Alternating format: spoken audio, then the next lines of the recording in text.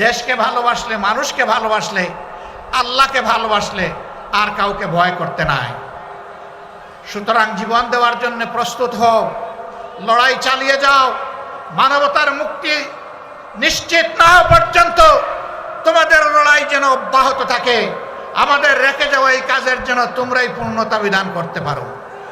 মহান আল্লাহর দরবারে সেই দোয়া করছি।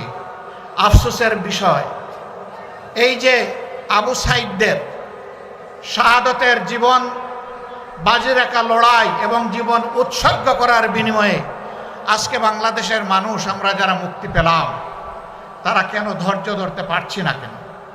চতুর্দিকে পত্রিকার পাতা খুললে, স্যাটেলাইট মিডিয়ার সামনে দাঁড়ালে, বসলে আজকে বাংলাদেশের কোনো না কোনো এলাকায় আমরা বীভৎস কিছু মানুষের থাবা দেখতে পাচ্ছি। আমার মায়ের ইজ্জতের উপরে আমি এই থাবা দেখছি, মানুষের জীবনের উপরে এই থাবা দেখছি, জনগণের সম্পদের উপরে এই থাবা দেখছি। এমনকি দিশাহারা হয়ে তারা যখন হুঁশ ঠিক থাকে না, তখন নিজের লোককেও নিজেরা খুন করতে কুণ্ঠাবোধ করে না। কেন?